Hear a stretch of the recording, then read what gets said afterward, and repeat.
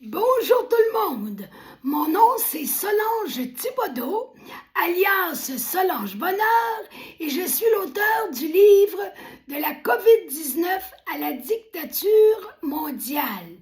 Aujourd'hui, mercredi le 17 juin 2026, on est rendu à la page 217 ensemble. Et hier, la dernière chose que je vous disais, c'est qu'un déficient intellectuel léger à la tête du gouvernement ne ferait pas la grossière erreur de laisser les clubs échangistes ouverts en temps de véritable pandémie. Cette décision gouvernementale n'est pas normale. Sur le web, la vidéo suivante confirme cette incohérence. Et là, je vous donnais le titre de la vidéo. Les clubs libertins restent ouverts.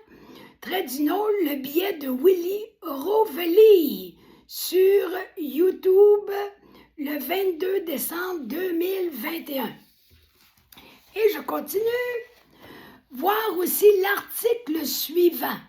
Tapez comment les clubs libertins se sont retrouvés au cœur des... En voici un extrait. Le député de la Manche, Philippe Gosselin, a le premier créé la surprise dans l'hémiclite le 10 mai 2021, en avançant l'argument des clubs libertins lorsqu'il s'est interrogé sur le refus du gouvernement de rouvrir pour l'heure les discothèques, évoquant une question de cohérence. Et on a ici la citation. On arrive à des choses absurdes. Vous refusez de permettre aux discothèques de rouvrir le 1er juillet au cas où ce serait possible. Savez-vous par ailleurs, et je sais que cela fera sourire, que les clubs libertins, eux, vont pouvoir rouvrir. Et il est bien connu que dans ces clubs, on pratique tous les gestes barrières. Ben oui, certains.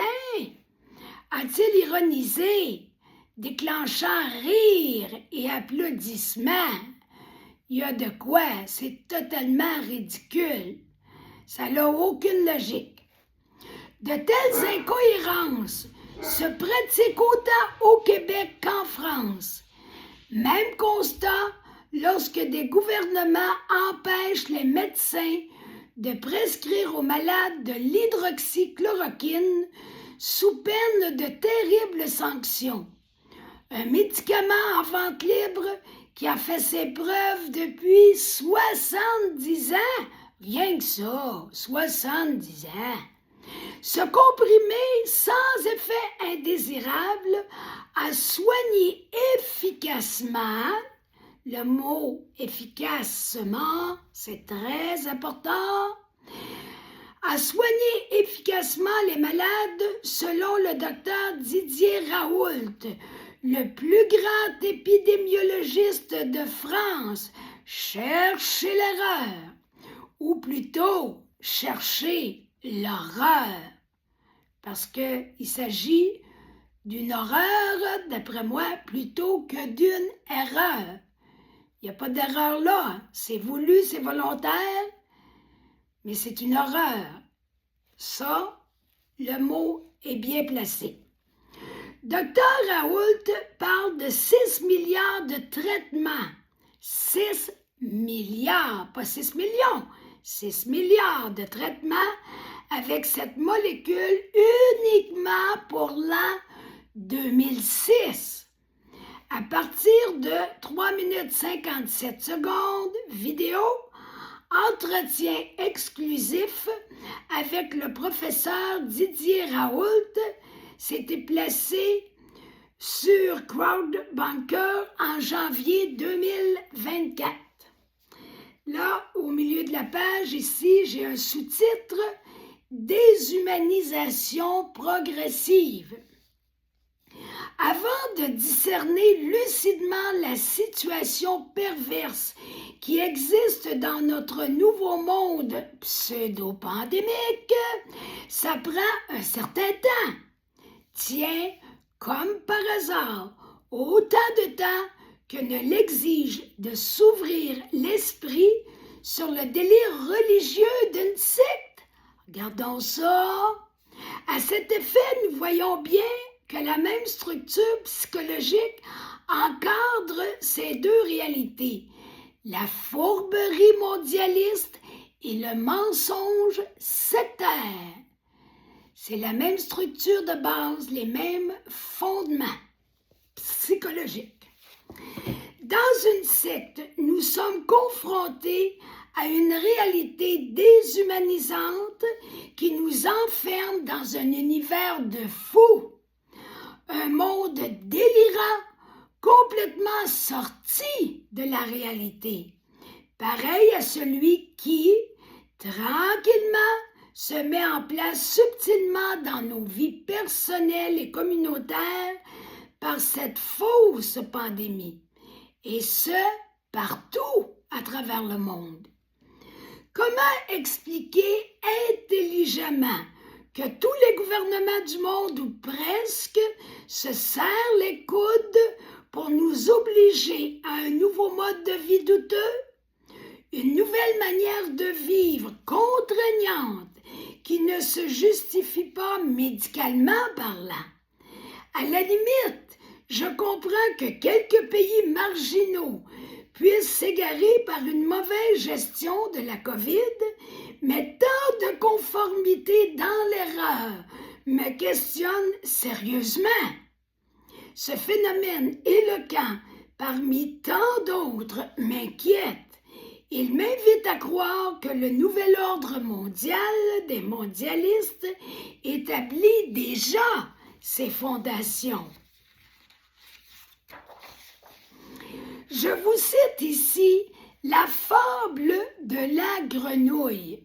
Elle illustre davantage comment une emprise psychique se met subtilement et graduellement en place, autant dans un pays, une secte, que partout où règnent des abus de pouvoir.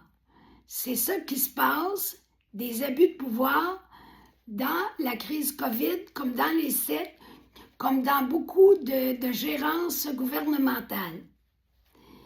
Alors, je reviens à la fable de la grenouille.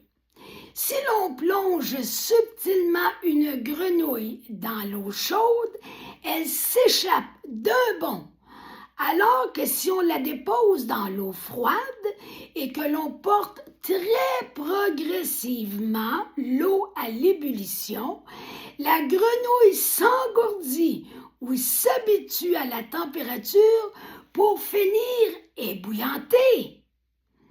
Dans les sectes, comme sous l'emprise des gouvernements, conditionnement social, certaines personnes ne parviennent jamais à éviter l'ébouillantage.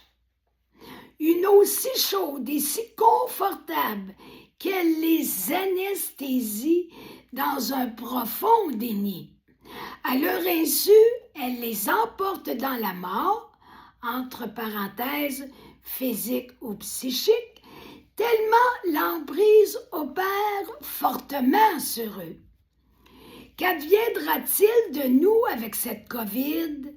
Allons-nous nous habituer en douce à la perte graduelle de notre dignité, de nos droits et de nos libertés? Est-ce que ça va passer là, sans qu'on s'en rende compte, là, comme du beurre dans le poêle? Ça serait vraiment pas drôle. La liberté de penser, d'agir, d'aimer nos semblables et même d'exercer notre religion, cette dernière demeure bien malmenée par les temps qui courent. Ah, je reviens aux comparaisons. Les mondialistes excluent toute forme de religion ou de spiritualité autre que leur philosophie déshumanisante et leur diabolique spiritualité. B. La même intransigeance caractérise les sectes qui excluent toute forme, c'est-à-dire de religion ou de spiritualité autre que la leur. Voilà encore une fois une raison supplémentaire pour comparer les mondialistes aux sectes. Pas question d'accorder la moindre place à d'autres philosophies, religions ou spiritualités. Voyez comment l'abus de pouvoir lie ces deux entités d'une manière très semblable. On s'arrête sur ce pour aujourd'hui. Et puis, on se retrouve demain, même heure, même poste. D'ici là, prenez le temps de liker la vidéo, de la partager au maximum et de vous abonner à ma chaîne YouTube pour avoir toutes les vidéos du livre. Et aussi, je vous encourage à vous procurer mon livre sur ma première publication de ma page Facebook. Vous pouvez l'avoir en format numérique, c'est gratuit. Sinon, vous pouvez l'avoir en format papier pour 40 $ et toute la façon de procéder est inscrite à ma première publication sur Facebook qu'on appelle la publication épinglée. Alors, bonne fin de journée et à demain!